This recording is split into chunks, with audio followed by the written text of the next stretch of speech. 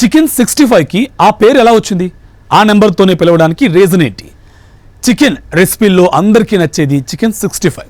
దీనికి ఉన్న క్రేజ్ అంత ఇంత కాదు. అయితే ఎన్నో రకాల రెసిపీలు వాటి తయారీ విధానం లేదా తయారీకి పురిగొల్పిన విధానం బట్టి వాటి పేర్లు వస్తూ ఉంటాయి. మరికొన్ని రెసిపీలు అయితే కొందరు సెలబ్రిటీలు లేదా ప్రముఖులు కాంబినేషన్గా తిన్న తీరు అనుసరించి వారి పేరు మీదుగా రెసిపీల పేర్లు రావడం జరుగుతూ ఉంటుంది. కానీ ఈ చికెన్ 65కి ఆ పేరు వచ్చిన తీరు తెలిస్తే విస్తుపోతారు. ఇలానా దానికి ఆ పేరు వచ్చిందని నోరెళ్ళబెడతారు. మరి ఆ గమ్మత్తైన కథ ఏంటో మీరు చూసేయండి. చికెన్ రెసిపీల్లో అందరికీ నచ్చేది చికెన్ 65.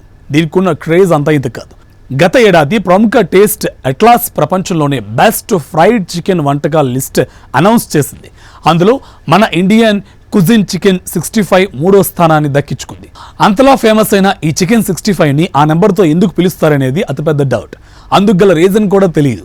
అయితే చాలామంది 65 చికెన్ ముక్కలతో చేస్తారేమో, లేక 65 రోజులు లేదా 65 గంటలు ఈ చికెన్ని మ్యారినేట్ చేస్తారేమో అంటూ పలు రకాల కారణాలని వినిపించారు. కానీ అవేమీ కారణం కాదట.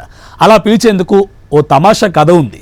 అదేంటంటే చాలామంది దీన్ని స్నాక్ రూపంలో తింటారు. కొందరు నాన్స్, చపాతీలు భోజనంలోనూ తీసుకుంటారు. అలాంటి టేస్టీ చికెన్ 65 పేరు రావడానికి కారణం చెన్నైలోని బుహారీ రెస్టారెంట్. అక్కడ మద్రాస్ మాజీ షరీఫ్ ఏఎం బుహారీ కొలంబోలో పాకశాస్త్రంపై ఇష్టంతో హోటల్ మేనేజ్మెంట్ పూర్తి చేసి భారత్కి తిరిగి వచ్చాడు. తర్వాత చెన్నైలో రెస్టారెంట్ని ప్రారంభించి నాటి బ్రిటిష్ వాళ్లకు భారతీయ ఆహారంతో కూడిన సరికొత్త భోజనాన్ని అందించింది ఈయనే. బుహారీ హోటల్ ద్వారా స్థానికులకు కూడా విభిన్న రుచుల్ని అందించాడు. అప్పట్లో తన మెనూలో సుదీర్ఘ వెరైటీల జాబితా ఉన్న హోటల్గా ప్రసిద్ధి చెందింది ఈ హోటల్. అయితే తనకేది కావాలో ఆర్డర్ చేయడానికి ఓ బ్రిటిష్ సైనికుడు భాషా సమస్య కారణంగా ఆ మెనూలోని నంబర్ ఆధారంగా ఆర్డర్ చేసేవాడట. అతనెప్పుడు వచ్చిన 65 నంబర్లో ఉన్న చికెన్ రెసిపీని ఇమ్మని అడుగుతూ ఉండేవాడట. క్రంచీగా ఉండే చికెన్ అని చెప్పేవాడట. పైగా అది బాగుండడంతో మిగతా కస్టమర్లు కూడా అతడ్లా ఆ నెంబర్లో ఉన్న చికెన్ని ఆర్డర్ చేయడం మొదలుపెట్టారు. చెప్పాలంటే ఆ మెనూలో 65 నెంబర్లో ఉన్న చికెన్ ఆర్డర్లే ఎక్కువగా ఉండేవి. అలా క్రమేపీ అది కాస్త చికెన్ 65గా స్థిరపడిపోయింది.